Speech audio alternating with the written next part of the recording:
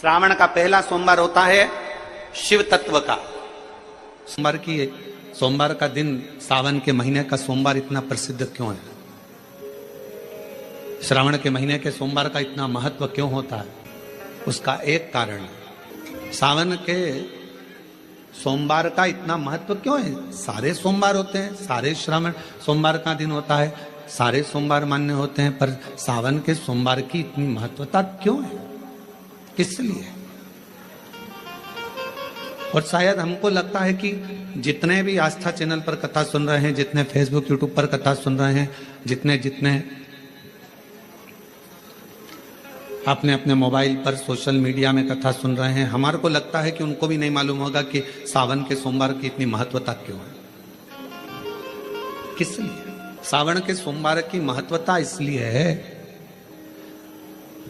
कि भगवान देवादिदेव महादेव का विवाह ख्याति देवी लक्ष्मी जी से करना चाहती थी, पर माता लक्ष्मी ने, भगवान शिव ने माता लक्ष्मी का चेहरा देखा, पढ़ लिया कि ये तो भगवान नारायण के स्नेह है, और भगवान नारायण लक्ष्मी जी से विवाह करना चाहते।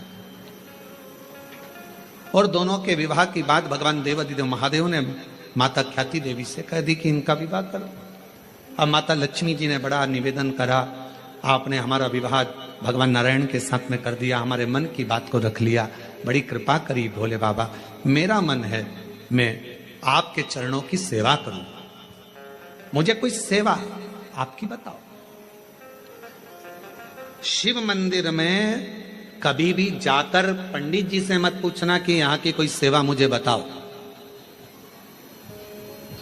भगवान के अन्य मंदिर होंगे तो वहां जाकर पूछना, देवी जी के मंदिर में यहाँ सेवा बताओ, राम जी के मंदिर में पूछना यहाँ सेवा बताओ, भगवान कृष्ण के मंदिर में पूछना हमारे लिए कोई सेवा बताओ, भगवान दत्त के मंदिर में पूछना हमारे लिए सेवा बताओ। सारे मंदिरों में जाकर कहना कि हमारे लिए सेवा बताओ, और शिव जी के मंदिर में जाकर मत कहो कि हमारे लिए सेवा बताओ। वहां तो झाड़ू उठाओ, सेवा में लग जाओ। वहां तो निर्माल्य पड़ा है, उसको उठाओ, विसर्जन में ले जाओ। वहां पोछा उठाओ, पोछा लगाना प्रारंभ कर दो, शिव जी का श्रृंगार करना प्रारंभ कर दो, शिव जी का सुंदर स्नान कराना प्रारंभ कर दो। शिव मंदिर में सेवा पूछी नहीं जाती, सेवा करी जाती है।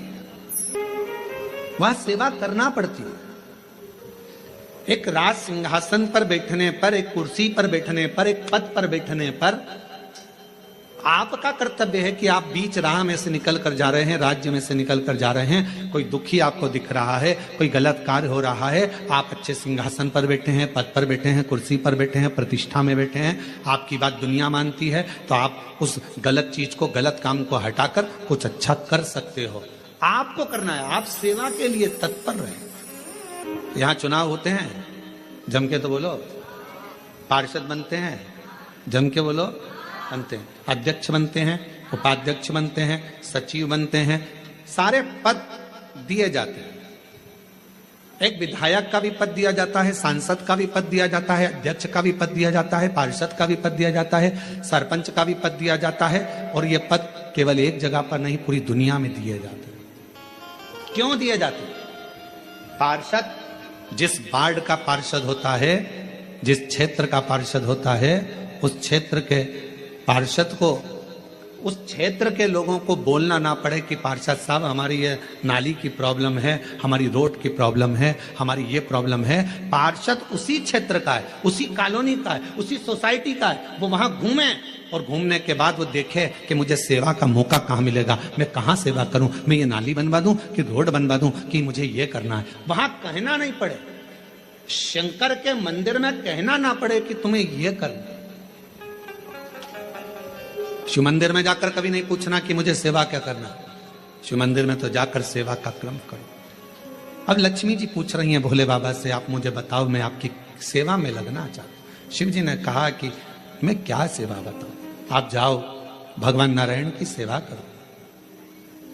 पर लक्ष्मी जी ने सोचा कि देवादिदेव महादेव मुझे सेवा नहीं बता रहे हैं। सावन का महीना था, सोमवार का दिन था। माता लक्ष्मी पूरे सावन के महीने में शिवालय में जाती, शंकर जी के कैलाश पर्वत पर जाकर खूब सेवा करती। खूब प्रथम सोमवारी निकल गई, द्वितीय सोमवारी निकल गई, तृतीय निकल गई, चतुर्थ आ गई। सोमवारियां निकलती चली गई। सावन का आखिरी सोमवार, देवादिदेव महादेव प्रसन्न हो गए, लक्ष्मी को बुलाया। हे लक्ष्मी, पूरी दुनिया में केवल महासंबोधन मेरे नाम के आगे लगा है, लोग मुझे देवादिदेव महादेव कहते हैं। सारी पुराणों को केवल पुराण कहा जाएगा, पर शंकर की पुराण को भी महासंबोधन से संबोधित किया जाएगा, शिव महापुराण। लक्ष्मी, मुझसे जो जुड़ा हुआ है, मेरे नाम के आगे महासंबोधन लगा हुआ है, लोग मुझे महादेव कहते हैं। पर लक्ष्मी, तूने पूरे श्रावण के महीने में मेरी सेवा करी है, और आज सोमवारी के दिन तूने मेरी अविरल भक्ति को धारण करा है। बिना पूछे सेवा में, बिना दिखावे के तल्लीनता से सेवा करी है। मैं अपना महासंबोधन दुनिया में किसी को नहीं देता, आज तुझे दे रहा हूं। और लक्ष्मी केवल लक्ष्मी नहीं रही, उस दिन से लक्ष्मी मां लक्ष्मी। लक्ष्मी केवल लक्ष्मी नहीं रही, उस दिन लक्ष्मी महालक्ष्मी के संबोधन से प्रकट हुई। आज महासंबोधन लक्ष्मी जी को अगर किसी ने दिया तो भगवान देवादिदेव महादेव ने दिया। और वह महासंबोधन कब मिला? सोमवार की इस श्रावण के सोमवारी के दिन जो हम व्रत करते हैं, साधना करते हैं, उपास करते हैं, अर्चना करते हैं।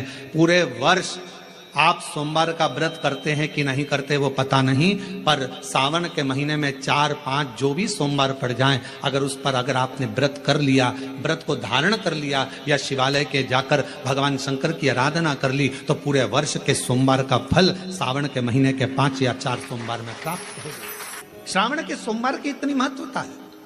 कल एक बहन ने पत्र लिखा था कि सावन महीने की इतनी महत्वता क्या है।